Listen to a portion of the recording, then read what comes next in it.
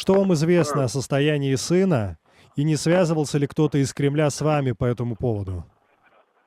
Из Кремля никто не связывался, но я вынужден был, поскольку они отказали в доступе к сыну тем адвокатам, которые были в Крыму, сказали, что будут назначать своего адвоката, то я нанял другого московского адвоката. Я с ним встречался. Он знаком с делом. Он сказал, что это явно не юридическое дело. Те люди, которые его перевели туда, прекрасно знают, что они на это не имели права.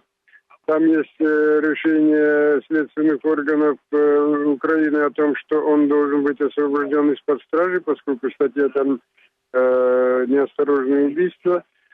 Есть решение Европейского суда по правам человека, где также говорится, что он должен быть освобожден из-под стражи, но Кремль делает то, что делает. Поэтому его пребывание там или где-то в другом месте зависит от политической воли высшего руководства, от телефонного звонка, которые дадут судьи. Поэтому никакие аргументы, которые он там будет приводить в суде, не будут иметь никаких последствий.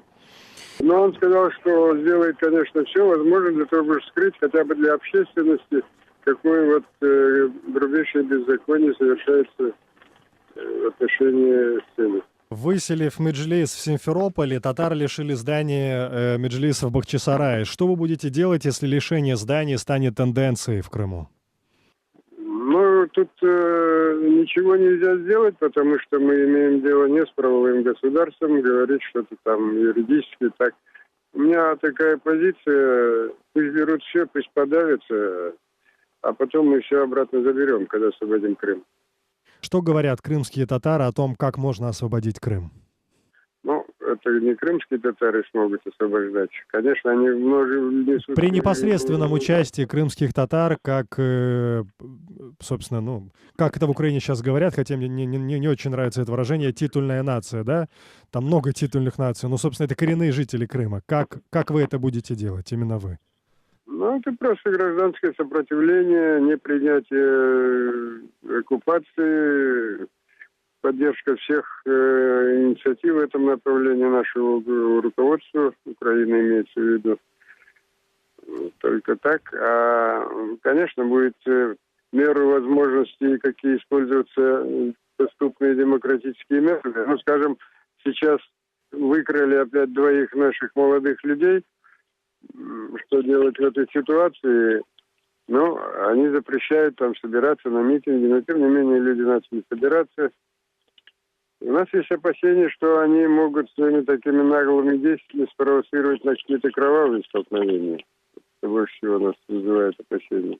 А это гибельно для народа. Они и так ищут повода, как бы там физически расправиться. Если начнутся кровавые столкновения, как вы говорите, можно ли ожидать от крымских татар партизанской войны?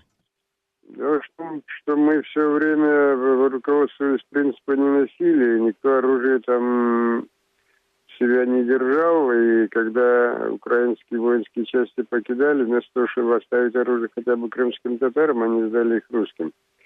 Поэтому тут, конечно, если когда будут там явные беззакония, хоть палками, хоть что-то, там будут, видимо, сопротивляться. То есть вы сейчас говорите, так осторожно говорите о том, что если будет ухудшение положения крымских татар со стороны новых властей, вы не исключаете того, что татары могут и начать вести всеми подручными методами и способами партизанскую войну. Я правильно вас понимаю? Ну, у нас такого, скажем, решения Меджлиса крымско-татарского народа о том, чтобы оказывать физическое сопротивление, нет. Мы всегда говорим о том, что это не выход, это гибельно для нашего народа. Я говорю о невозможности исключения каких-то либо столкновений, когда начнутся явные такие откровенные нападения на крымских татар. Я понял.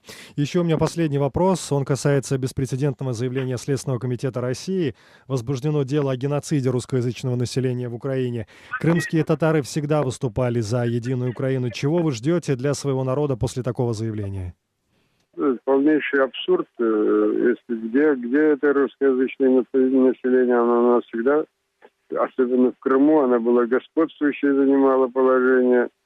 Если говорить о геноциде, о ущемлении прав, так это коренного народа было в Крыму.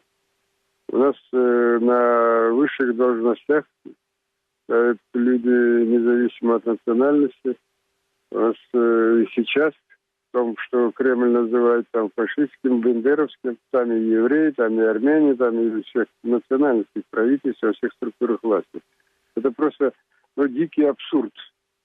За все годы, 23 года независимости Украины, пожалуй, сейчас самое демократическое правление у нас. Это манера Кремля за все переводить с ног на голову.